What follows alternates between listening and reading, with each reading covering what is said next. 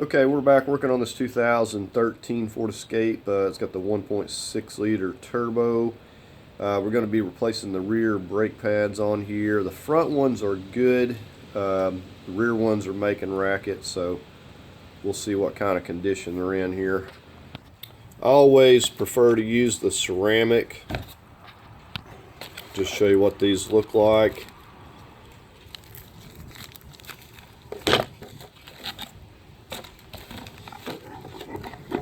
It's kind of windy today. It turned back wintertime again. Okay, so I'm going to be putting the jack from behind here. You can do it from other areas. Just wanted to go over the tools we're going to be using.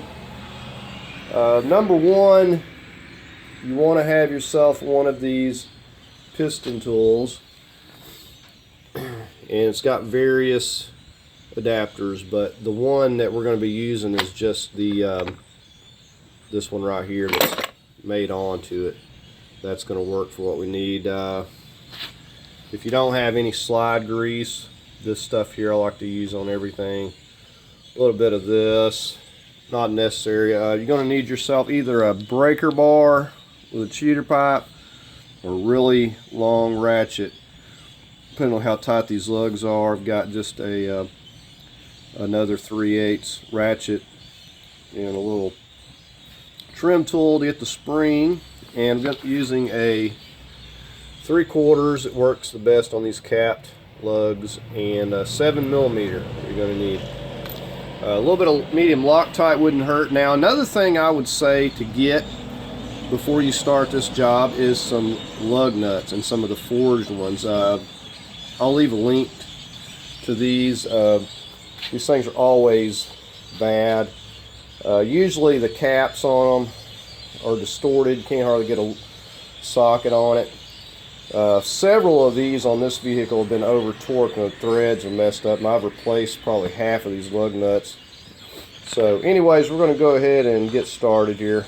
And I almost forgot, you're going to need a container possibly and a syringe in case you need to remove some of this brake fluid here. And it depends on how full it gets. We may not need to, but we're just going to monitor it and take out whatever is needed. Now, before we start any work, we're going to chock this front tire, front and back. Go ahead and get our jack into position. We're not going to lift it just yet, though. Okay, so if you can see where I'm at there, we're just going to get on this part of the suspension here. We're going to go ahead and lift just a little bit. Alright, so let's find out how tight these are going to be. First one's not too bad.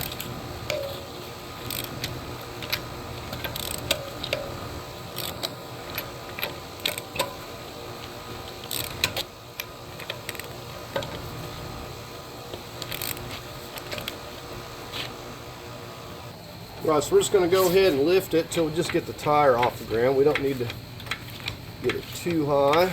We'll get a jack stand in place. Got our jack stand right up here at this pinch weld. Alright, so we can go ahead and finish getting these off here.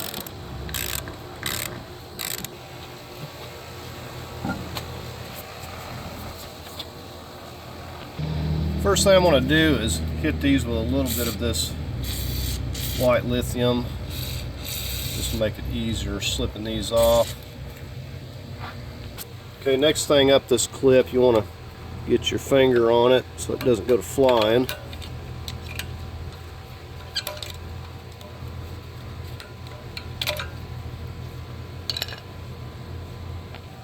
Next thing up, we got these dust caps.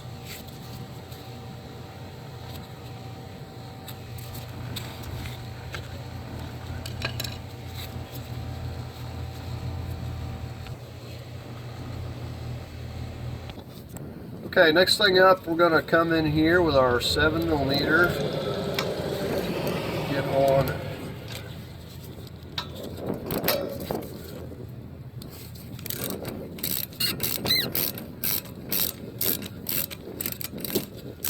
we'll go ahead and get the bottom one.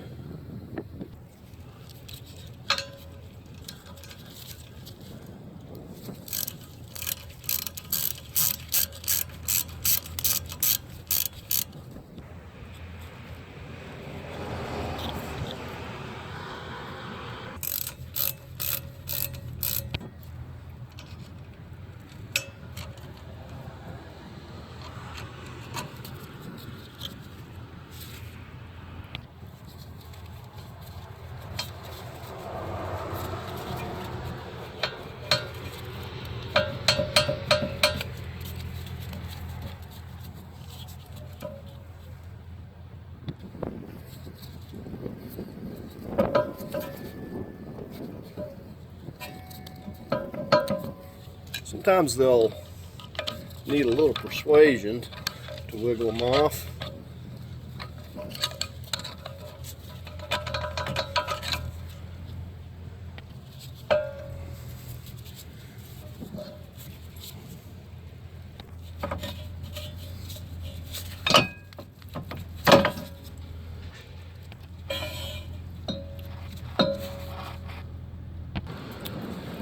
Now, just looking at these, they don't just look horrible. However, sometimes brakes just get to wanting to make noise, get glazed over.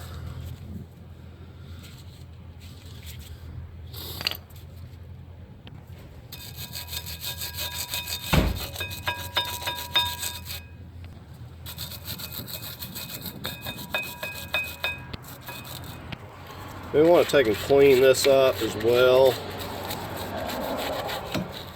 I'm going to get some cleaner and wipe it off.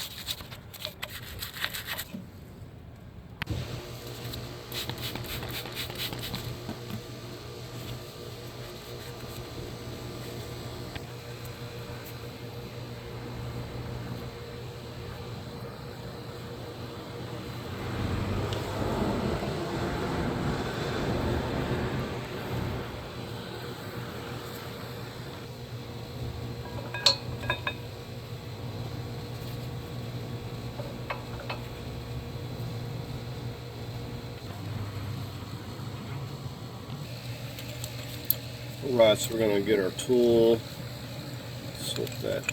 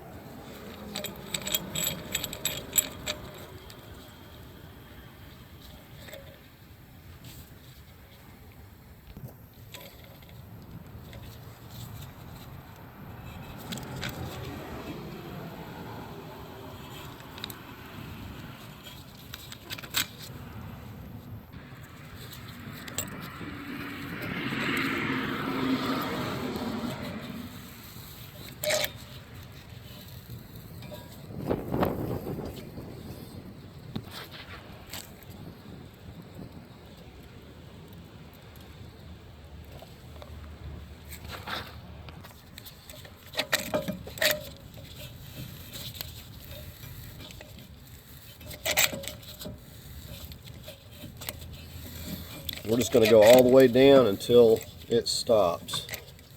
We can't go any farther.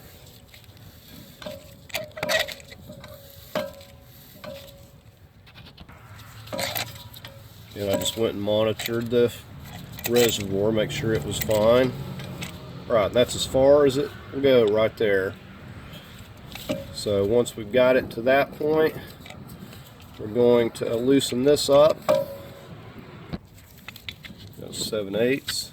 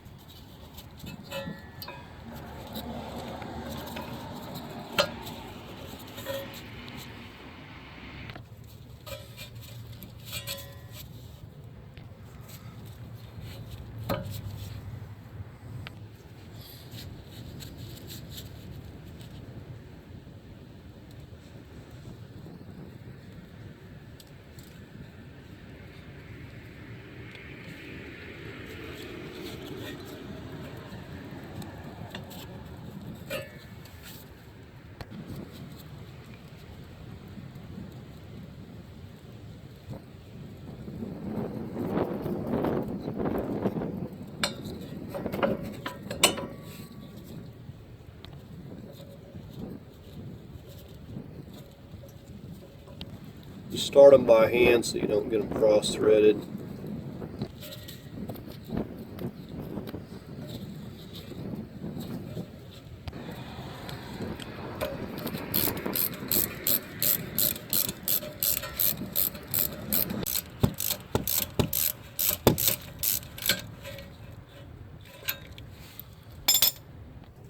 going 21 foot-pounds. If you're not using a torque wrench, just snug it up a little bit with a 3/8 ratchet.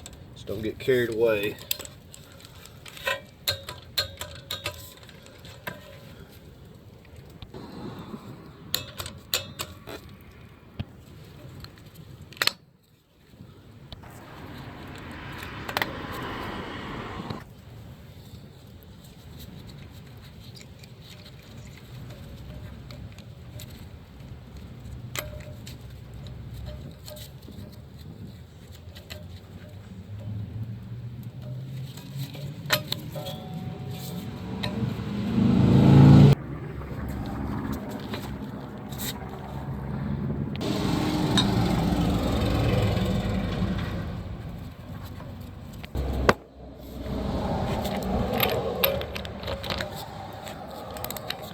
We'll just finish torquing them once we get the weight on the tire.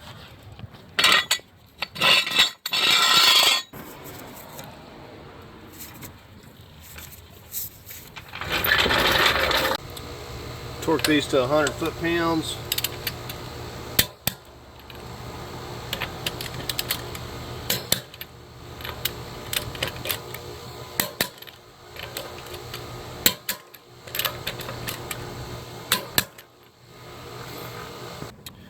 Okay, and before you move the vehicle, you want to come in here and pump this brake up, and don't just go to mashing on it all the way to the floor. Move it about halfway down till it gets firm. Make sure we've got all of the pressure up onto the rotor before we move the vehicle. Then I'm going to go ahead and crank it and kind of do the same thing, just pump it up. Make sure I got a firm pedal. And then we'll just refill the fluid as needed. And if you can see here, the fluid is up at the max, so it looks good.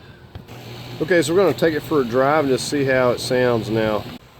Alright, so I took it for a drive. It definitely took care of that noise. I was more concerned that the pads were eating into the rotors more than I was concerned, you know, with the noise, but definitely took care of that noise even though the pads wasn't completely wore out. So as you can see, this is a pretty simple job with just a few tools. You can do this and it doesn't take a lot of time.